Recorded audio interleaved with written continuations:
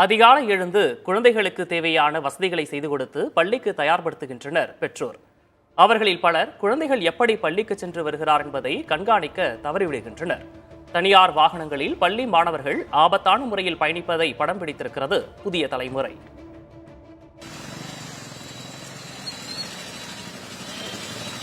School போயிட்டு வரக்கூடிய காலங்கள், அதாவது காலையிலும் மாலையிலும் பாத்தீங்கன்னா இந்த டூ வீலர் அப்படின்றது ஆட்டோக்களாகவும், ஆட்டோக்கள் அப்படின்றது வேன்களாகவும், வேன்கள் அப்படின்றது பேருந்து போன்ற அளவிலான பயணிகள், அதாவது குழந்தைகளை ஏற்றி செல்றத நம்ம தமிழ்நாடு முழுவதும் பரவாயில்ல எந்த இடத்துலனாலுமே நம்ம பார்க்கலாம். அதாவது ஸ்கூல் பேக்ஸ் ஒரு 15-20 இருக்கும், குழந்தைகளும் அதுக்கு ஈக்குவலா இருப்பாங்க. அதாவது முதல்ல இந்த குடோன் மாதிரி பின்னாடி உள்ள இடங்கள்ல மட்டும் ஆட்டோக்கள் ஏத்திட்டு போனாங்க, வேன்ல போனாங்க. இப்ப வேன்லாம் என்ன பண்ணாங்க ஆரம்பிச்சிட்டாங்க அப்படின்னு பாத்தீங்கன்னா, இந்த புத்தக பைகளை மேல டாப்ல ஏத்திட்டு உள்ள அவ்வளவும் குழந்தைகள்.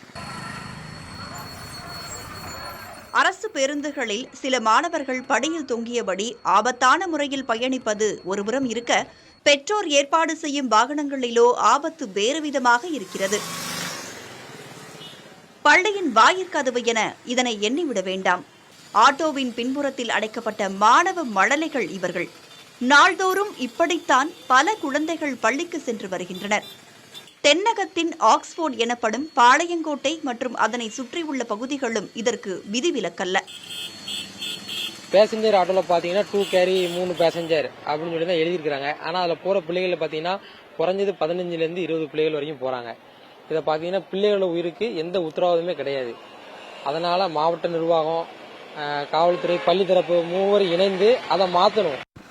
தென்காசியில் தொழிலாளர்களை அடைத்து வைத்து அழைத்துச் சென்ற சரக்கு வாகனம் விபத்துக்குள்ளாகி 3 பேர் உயிரிழப்பு என அவ்வப்போது செய்திகள் வந்த வண்ணம் இருந்தாலும் இதுபோன்ற ஆபத்தான பயணம் தொடர்ந்த வண்ணம் உள்ளது. எதிர்காலத்தை காக்கும் தலைமுறையை காக்க வேண்டியது கடமையல்லவா? மாணவர்களின் பாதுகாப்பை போக்குவரத்து காவல்துறை உறுதி செய்ய வேண்டும் என்பதே சமூக ஆர்வலர்களின் கோரிக்கை. புதிய தலைமுறைக்காக ஒளிப்பதிவாளர் நாராயணமூர்த்தியுடன் செய்தியாளர் மருதுபாண்டி.